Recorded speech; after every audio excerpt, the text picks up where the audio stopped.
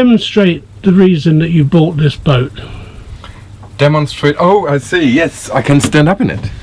Almost. Oh, So I'm you're 6 bending. foot 6'2". So it's about 6'1" headroom. Yeah, 6'1" headroom. So that's the reason. That's one of the reasons. And lovely windows. I can look out here for any. But it was that traffic. headroom. Yes, they had headroom. I mean, because if you spend a week on a boat crouching, then by the end of it, you're probably knackered. We're going to chase some barges then, huh? Yes. Gonna hunt them down and sink them, mate. Don't mention the war, will you? I'm happy to talk about football, though. Football? Yeah. When was what is your team? When was it that England last won the World Cup? 66, I remember it really well. A long time, isn't it? It's a fork boat, a derivative of a fork boat, and it's an Ian Anderson design. So he was, I think, asked in the 60s to build a GRP boat, a copy of a fork boat, built this GRP boat, and that's the Bowman 26. And it's a long keel boat. It's got a transom rudder, and yes, sails very nicely. It's not a well-known boat, though, is it? It isn't. They only built about 30 boats, and I think the first 15 or 13 were built in Dartmouth, and then the next lot was built in Emsworth, and this is, I think, number 12. And was it a Bowman that you were looking for? I wasn't. I was looking for a long keel boat, preferably with a transom hung rudder, because I think they are quite good at keeping their course.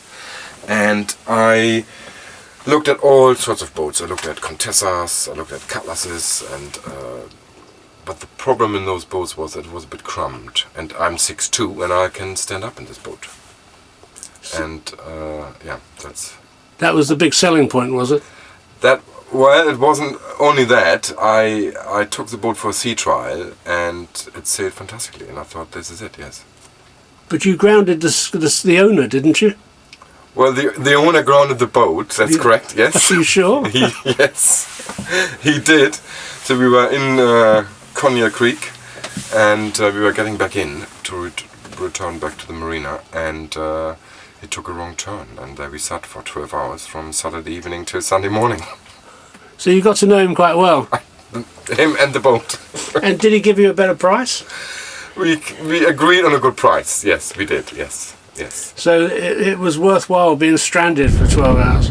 It probably, if you think 12 hours, it's probably not a bad hourly wage, if you convert it, yes, not too bad, yes. It's pretty good. So tell me a little bit more about the boat. I mean, she's obviously 26 foot long. It's 26 foot long. It's Bermudan rigs, what do you call it? Masthead rig, sloop, and she weighs about 3.3 tons, and displaces about 2.5 tons. There's about a ton or 1.2 tons of lead in the keel, and when they sold the boat, the price was dependent on the price of the lead in the boat. That's what I heard. So I've had the boat for 3 seasons now. It's the 3rd season, and she sails very well, and it's a lovely little boat. Yeah. And what is she beam? What is the beam? I think it's just over 2 meters. I think. Okay. Yes, just over 2 meters. Yes, just over 2 meters beam, and draft is about 4.5 foot. So it's quite shallow.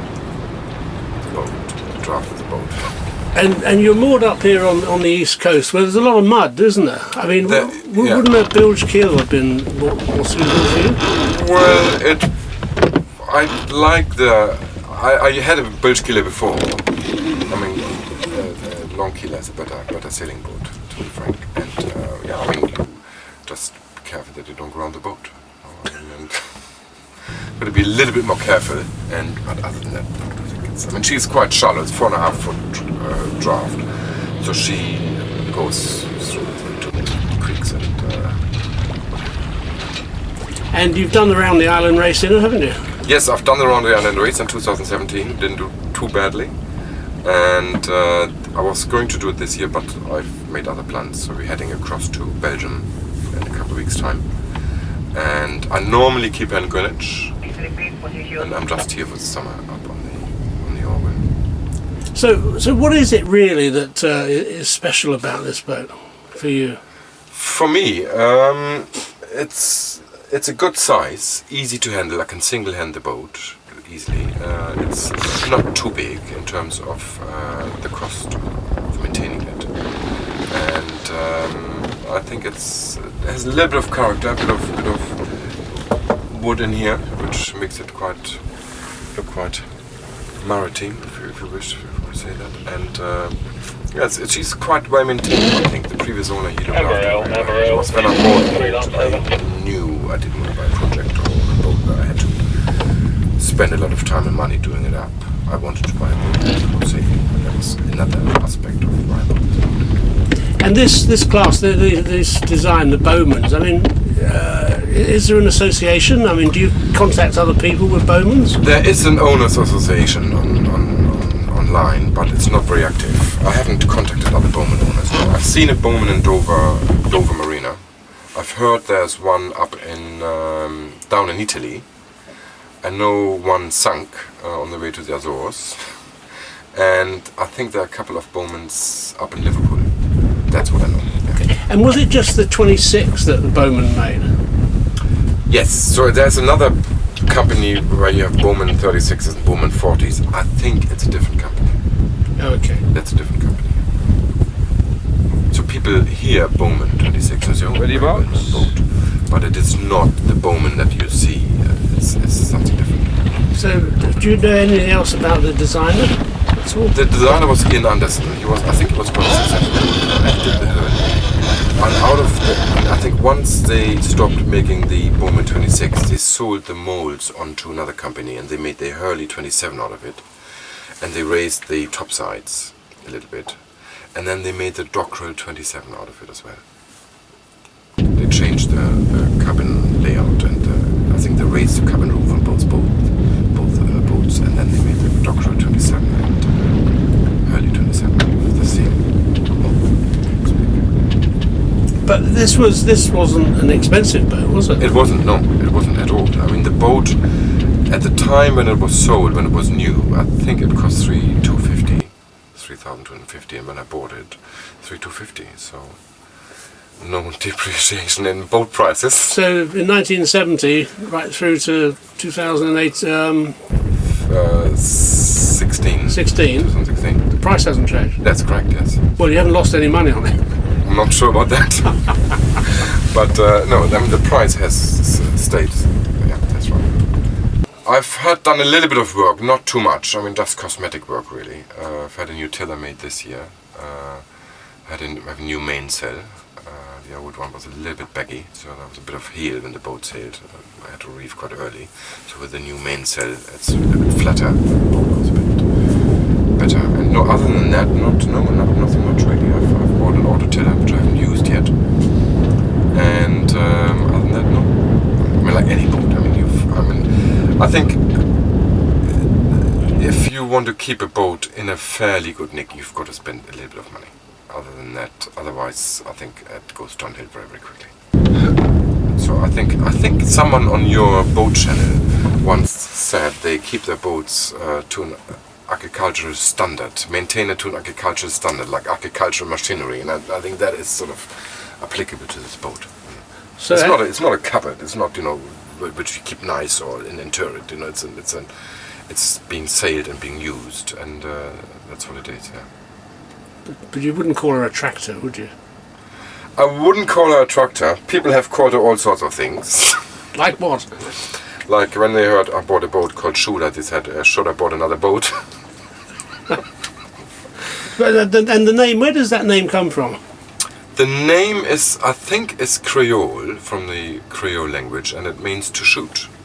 Because the guy who owned the company, he was into archery, and he called the boat the Bowman 26, and this boat is called Shooter, to shoot through the water. So that's what she hopefully does. And do you know any reason why they actually stopped making them? I have no idea. I assume we're out of money. So suppose. No idea. A little gem. She is, yes, she is a little gem. I mean, she's not, I think she's, I mean, at first sight, she's not a beauty, I would say. I mean, there are more beautiful boats out there. But she sails fantastically, and that's really what counts in the end. And when I bought the boat in Cognac Creek, she sat there in the marina, and it was low water and sat in the mud. She looked a bit sorry, really, and I thought, not quite sure if this is a boat. But once I was inside, and once I went out on the boat sailing her, I thought, this is fantastic. Well, that all went very successful. Yes. Tried our best. But you haven't got much of a sense of humour, have you? Being German. Being German. I'll tell you a little anecdote. Oh, will you? Yes, I'll tell you. There are these two British guys, and they're flying from Munich to London with British Airways. And the first one gets on, and he takes the seat on the window, and the second British guy gets on, and he takes the middle seat. And then comes this German fella, and he sits on the aisle. Anyway, they taxiing to the runway and take off, and the German fella, he sort of reclines the seat, takes his shoes off, and enjoys the flight. And the guy on the British guy on the aisle says, "Excuse me, sir, would you mind letting me through? I just want to get myself a drink." And this German fella says, "Nah, don't worry, I get it for you. What are you having?" And this British fella says, "Oh, I have a gin and tonic, please." The German fella goes to see the air hostesses to get him a drink, and whilst he's getting this Englishman a drink, this Englishman takes his shoe off the German, spits in it, and puts it back under the seat. Anyway, this German fella comes, "Sir, here's a drink," and then the other British guy says, "Sir, I also want to get a drink." And the German says, "Not to worry, I get it for you. Stay seated. What are you having?" And the other English fella says, "Oh, I have a scotch." So German fella off he goes, sees the air hostess to get him a drink.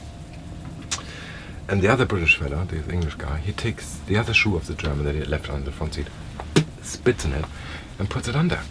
Anyway, this German guy comes with a drink, and he says, "Sir, here's a drink." And so they enjoy the flight to London, and it's approaching London Heathrow, and the seatbelt sign come on, and this German fella puts the seat up, puts the shoes on, and says, he says, "Why?"